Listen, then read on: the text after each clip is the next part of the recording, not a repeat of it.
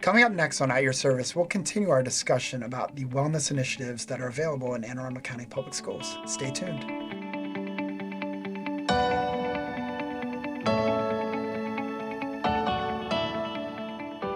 Welcome to At Your Service. Today we will be talking about the wellness initiatives that are available in Anne Arundel County Public Schools. And we have a special guest with us today, so welcome.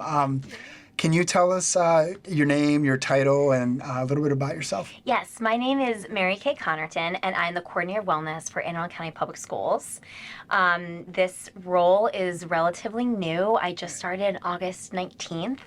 And as corny as it may sound, it really is a dream come true.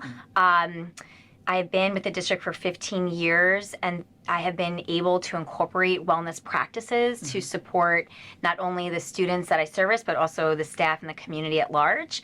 So now in this role, I'm hoping to expand the programming that I established at Annapolis High School countywide and to support the schools as I do so in a way that can help bring wellness to the forefront of education. So, Mary Kay, what brought you into this kind of work? Like, what were you doing prior to Okay, so wellness? it's actually a funny story, Susan, because I shared this story quite a bit, and I find it comical because I'm sure you wouldn't think that a teacher of the year would say I almost quit teaching.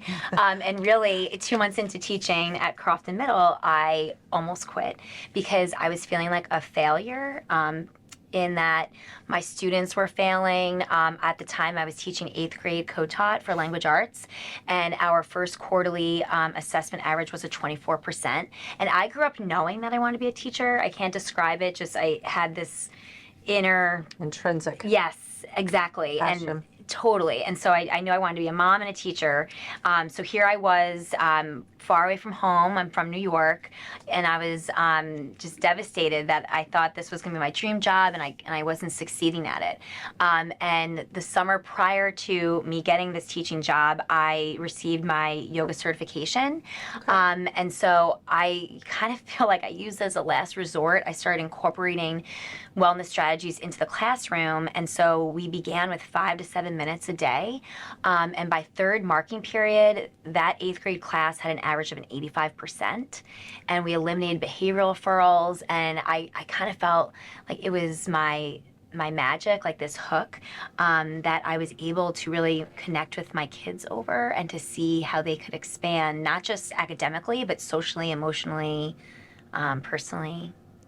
That's a great story. Yeah, That's an awesome story. Thank you. You had mentioned Maryland Teacher of the Year. Before we get into that, can Yes. you, just for the audience, kind of define wellness? Like when you Right. talk about wellness, Yes. what are we talking about? Okay, so that's an excellent question. It's actually one that I'm really working on. So to be transparent with you, I think there are so many different variations of the definition of wellness. For me personally, I describe it as the whole being, right? So how you are doing mentally, emotionally, physically, and then in all aspects, we have that wheel of wellness. If you remember, we have it posted with our wellness toolkit on our website.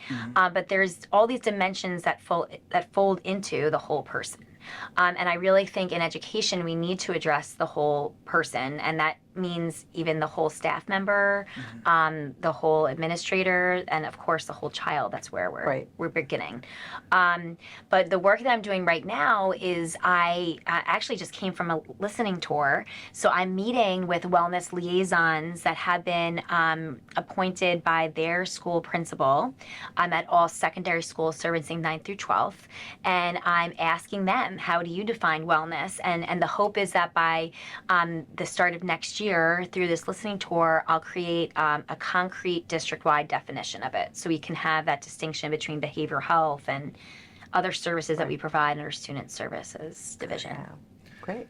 Great, thank you for that. I just wanted to make sure that the audience has an understanding of what wellness looks like in Anne Arundel County Public Schools. So you mentioned Teacher of the Year. So congratulations. I know you received last year the Maryland State Teacher of the Year, Anne Arundel County Public Schools Teacher of the Year. Can you talk to us about that process and what that's meant to you, what that experience has meant to you? Yes, definitely.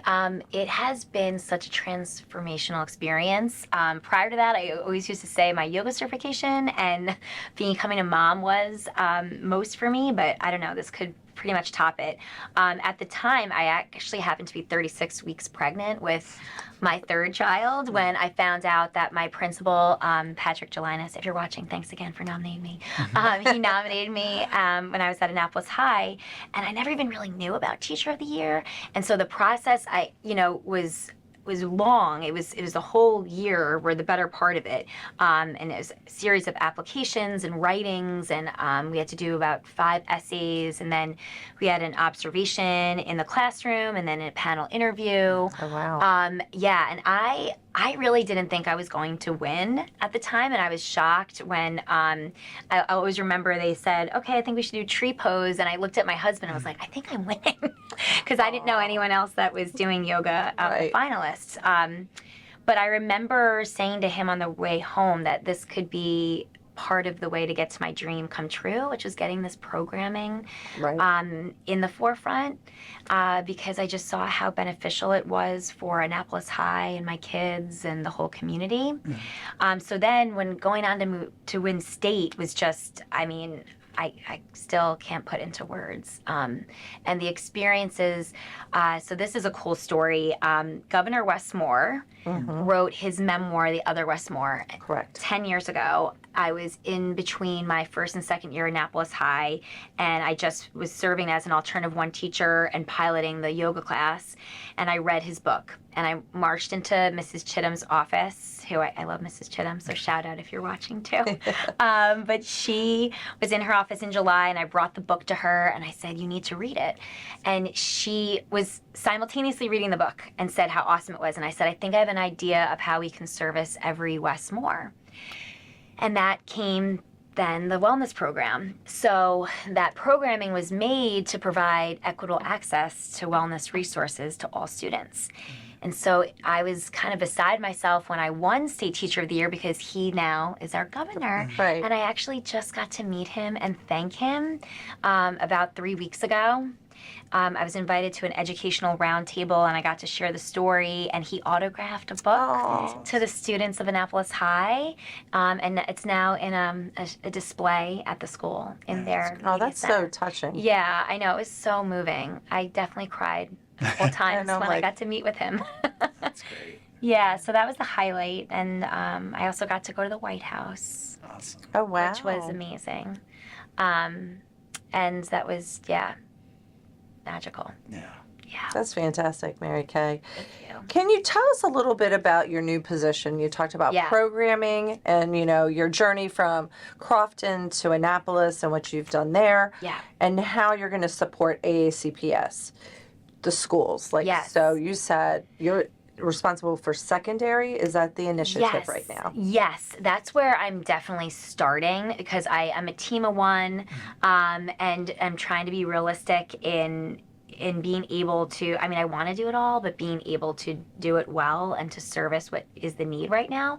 So Annapolis High School's wellness program has 4 pillars. So that's wellness in the classroom, which is actually teaching regulating strategies in the class and team building. So that way it builds a safe environment. And I like to coin it a brave space. I got that from the 2025 Maryland State Teacher of the Year. But, we talk about safe spaces, but I think when we regulate ourselves, we also have bravery and confidence to, tackle a math problem or to have a courageous conversation sparked from a literature you're reading, It really helps to build that. So the wellness in the classroom piece is where we're going into classrooms and showcasing those practices with the idea that teachers will take it over. Wellness enrichment is where the wellness site coordinator partners up with the student services at that school to provide therapeutic services mixed in with self-regulating strategies for specific needs. So Annapolis High, we have a grief group, for example, or a freshman group, right? And we partnered the wellness site coordinator with a school counselor or therapist. And then we have employee wellness to kind of give back to employees and help to minimize compassion fatigue, and then community wellness. So bringing wellness program partners in. So that model is what I essentially would love for every secondary school to have. I also realize that that's not going to happen right away. I've been trying to get to this role for several years. So we do have one one wellness site coordinator in the district. So that's Brooke Giordano over at Annapolis High. She starts next week. But in the interim, we've established these wellness liaisons. So I did this listening tour, like I mentioned. I now meet with them virtually monthly, and I'll have different guests come in. So for example, Vicki Cosby from Benefits, she's going to come in January, and she's going to show them how to set up through Care First different wellness sessions for their staff. And the whole idea is that if the staff is taking care of themselves and modeling that, that's going to trickle down, right? I also have Thrive Behavioral Health. They're going to be a guest talking about how to refer students to get those unique opportunities that we have to provide counseling services to students that may need and go through referrals and all that. So that is one aspect, but I'm also then supporting schools of need, so schools that may need extra supports right now. So for example, with our Equity PD days that are coming up, I'm going to be tackling equity through wellness for specific schools that may need more of a focus. Okay. I'm also trying to establish partnerships throughout the district that can help benefit, really be a partnership, benefit that organization. Right. So the American Heart Association comes to mind. So they're going to be running their district-wide challenge with our district, and so it's kind of feeding two birds with one hand. And then I'm also doing a student wellness council with Stacy Pellegrin. I'm super excited about that. We had our first one last month, and the students are just amazing. So I think that we are having a good reach so far in reaching like students, community, staff, and trying to model that district-wide from AHI's framework. Great. That's awesome. Great. Well, thanks. That explanation is very helpful. And my next question was, so from that, what are some of the programs that specific schools have in place around wellness to support the vision you just laid out? Okay, so we are continuing partnerships that we had grants for that since kind of commenced, but we are fortunate enough that we can continue those. So for example, Johns Hopkins, and thanks to working with Student Services 4 years ago, we were able to create the district's first social emotional learning and wellness curriculum for high school. And so now we still have rights to that curriculum, that 4-year partnership. It commenced in the spring, but schools at the secondary level, servicing 9 through 12, they can access that curriculum and run it through their advisory, and it's really, really robust lessons that are engaging and can really bring some courageous topics to the forefront, like healthy relationships or regulating advocacy for yourself, regulating 100%. Yourself. Yep. And then we also have, at the middle school level, we have opportunities for staff to engage in wellness clubs. High schools already have that. I'm so proud to say that the majority of our high schools have a wellness club, and the middle schools are really trying to do that. Another group that we were connected with is through the University of Notre Dame at Maryland. Okay. And we had the Student Alliance for Flourishing with them, with Dr. Larson, who's amazing. And they still have groups running at the middle school and high school level.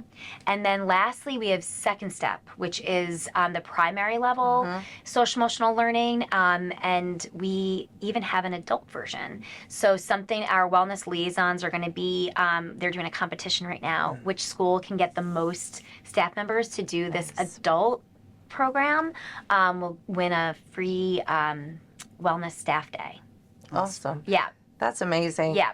So there's so many opportunities in Anne Arundel County to tap into wellness at the school level, and your pillars, that you were discussing. But we're going to take a short, quick break, and so we'll be right back. Stay tuned.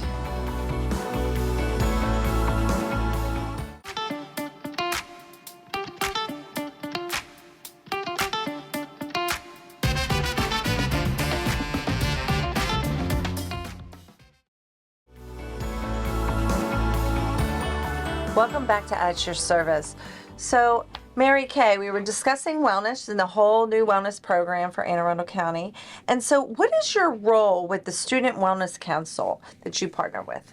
So I'm super grateful that Stacy Pellegrin, who oversees student engagement, and she is a fearless, crass leader, she was running the Teen Mental Health Advisory. Okay. And we connected over the summer, and we definitely have a dynamic duo going on, she and I. I adore working with her.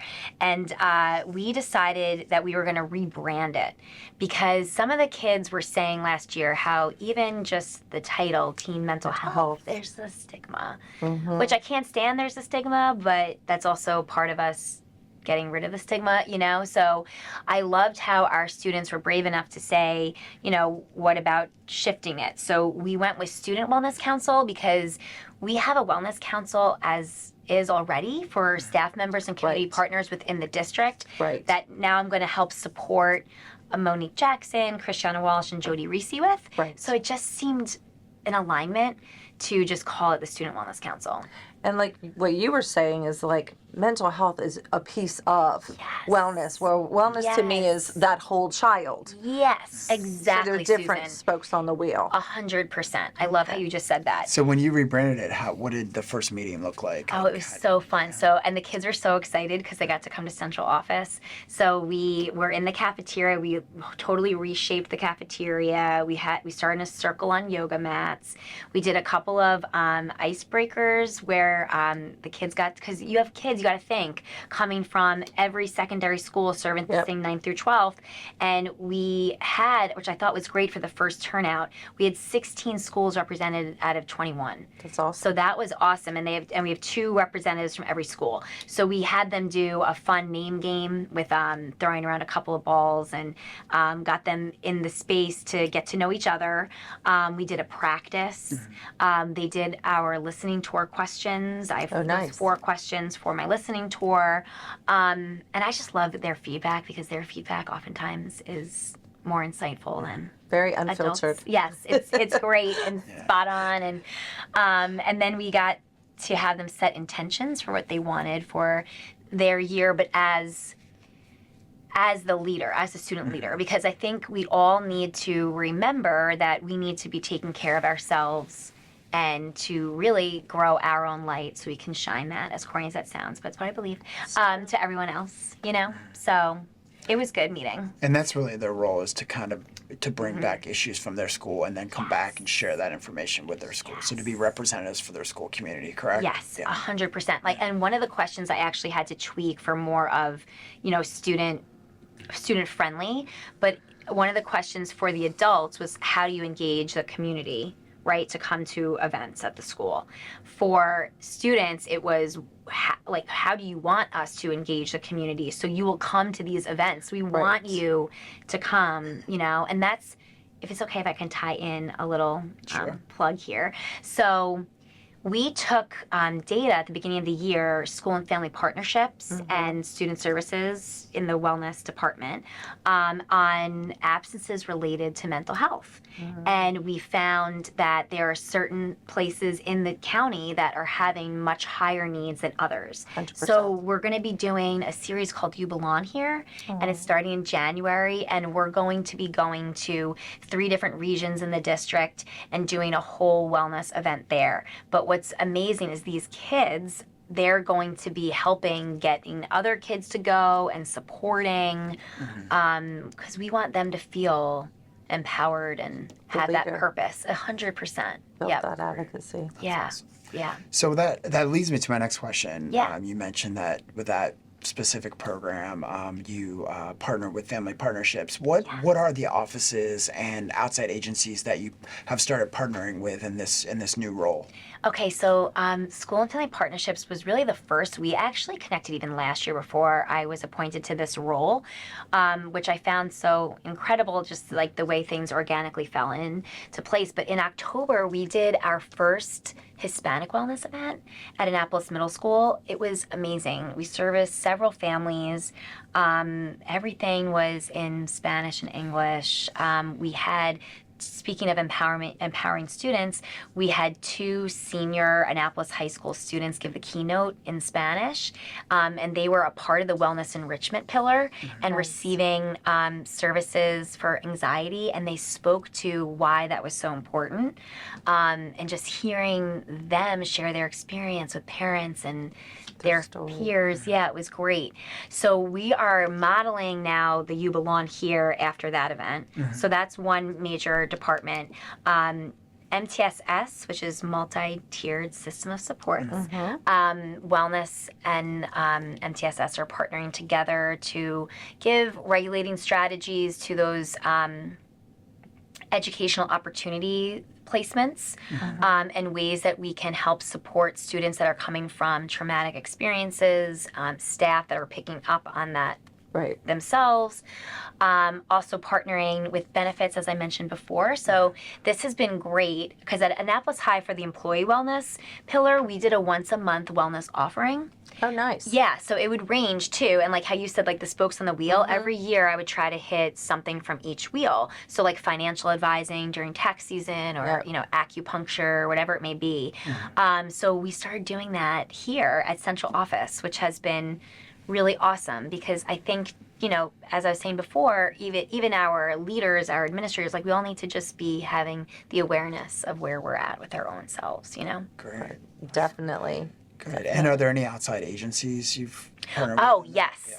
So Maryland Hall is huge. And actually, and I didn't talk about this yet, but the Stretcher Wellness program, it's the PE, yoga, and mindfulness course that's offered in all the high schools. So parents or students watching out there, if you want to register for next school year, you can literally get your elective PE credit from this course. And that's really how everything kind of rolled out for me. That course was inspired by my students with autism and ADHD who didn't really have many options at the high school level for different PE courses.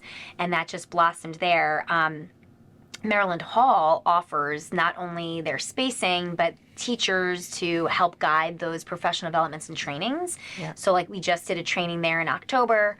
The American Heart Association, as I mentioned before. We also have great partnerships with Luminous Pathways and several other local area businesses like Cedar Creek Wellness, Annapolis Family Acupuncture that really help to give back, and we give back to them too. That's wonderful. Yes. That's wonderful. So what are some positive coping strategies that students can engage in to support their wellness as they manage the academic, just the social stresses of life? Yes. I think for me, you know, going back to the definition of wellness of the whole self, what's key to know the whole self is awareness, right? So, and I think what comes after that awareness is that connection. So having that check-in not only with yourself, but then a connection to something greater than yourself, whether that's, you know, how you feel when you're in track, or how you feel when you're playing a guitar, that connection that just feels outside of yourself, that connection you get from volunteering with a student group or being a part of a club.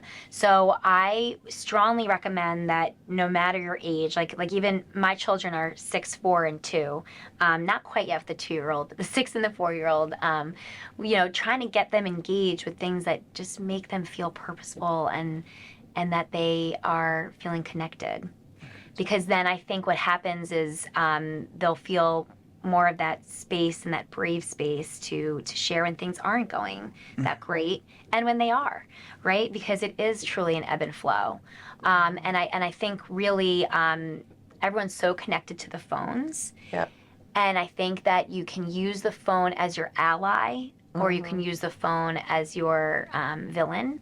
And so Insight Timer is an amazing ally feature of our technology. It's a free app that anyone can download. I even use it in my teaching for music. But they have sleep meditations, they have breathing exercises, you can go for a walk and plug in and it's a guided walk. But it's really a great way to still, if you want to feel connected to a device, but to be doing it in a way that's supporting your whole self. Gotcha. Yep. And then I think also a lot comes back to family as well. You know, because parents, as a parent myself, I can say it's the hardest job in the world. And so I think for like parents having support, feeling connected outside of being that role as a parent, right? Like, who else are you? What are your other wheel spokes saying? And then modeling that for your kid, you know. You've mentioned some recommendation strategies. Are there any anything specific? You just mentioned one. Any other specific recommendations or practical things that a parent watching this today or a student watching this today could start practicing around their wellness? You know, so, you know, a lot of times it's like, let's start small. So what is there something, some wellness strategy for a student or for a parent that they could start today? Yeah, so I would go with the breath. And, you know, my explanation before is I sometimes always feel a little hesitant with saying, like, go for the yoga or go for this, because some people may not like it, right? But breathing is something everybody has to do. And it's your most valuable tool in so many ways. So we can even practice a breathing exercise right now. Would you like to? Sure. Okay. Ryan, you're like, I don't know if I want to. I wasn't expecting that. Go for So if we just, you know, put both hands on your belly and breathing. just take a deep breath in and exhale, release. Now we're going to do it to a count. So inhale for 1, 2, 3, and exhale 3, 2, 1. And then try again on your own, counting just to yourself. And release. And this is just something simple you can plug in. You know, I actually was doing this yesterday. I had to pick up the kids and go to play practice for my oldest. And I'm like, let's all just take a breath because we're going from school and daycare here, you know, and just something so simple as that. It actually was the opener for our student wellness block lessons. Dr. Paz, who I adore from Johns Hopkins, she said, I think we just need the breathing exercise to show that transition, right? I like that. Yep, or just like before you go to eat dinner, you know, let's just put our phones down. Like, what was the best part of your day today? And just trying little things, almost like boundaries. Like boundary rituals to kind of, give yourself the knowing that now I'm shifting to this and I'll be present in this moment.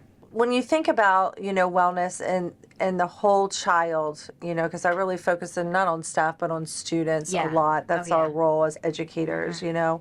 What else do we need to know and families need to know around wellness? I have a teenager and so does Ryan.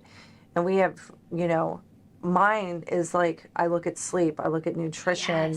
You know, because the stressors of taking rigorous courses and they're involved in activities because they do have those passions. But it's like, what's some best practices or things that parents should be aware of and need to know?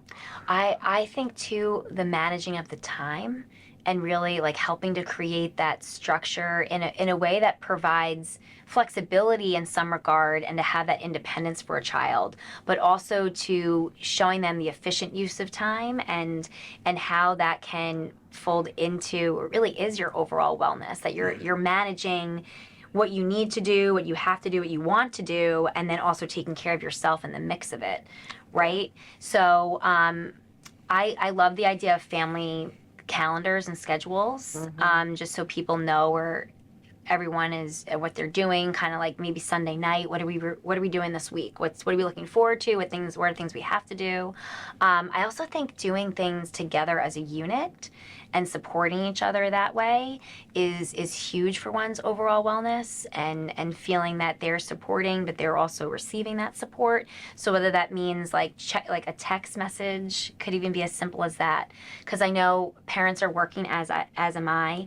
My kids aren't on their phones yet, so I leave them little notes in their lunches. But just letting them know you're thinking of them, a message to check in. I think also the question of where are you right now? If you were to give yourself a scale of 1 to 4, right? Or your wellness in the terms of a weather report, right? Are you having a rainy day? Are you having a sunny day? Like, what's going on? Just having those conversations to really take away that stigma and be sure that we're taking care of ourselves so we can do the work and be the work and be thinking of our whole selves. Well, thank you, Mary Kay, for joining us today. It's been a very insightful conversation. We really appreciate it. Oh, thank you.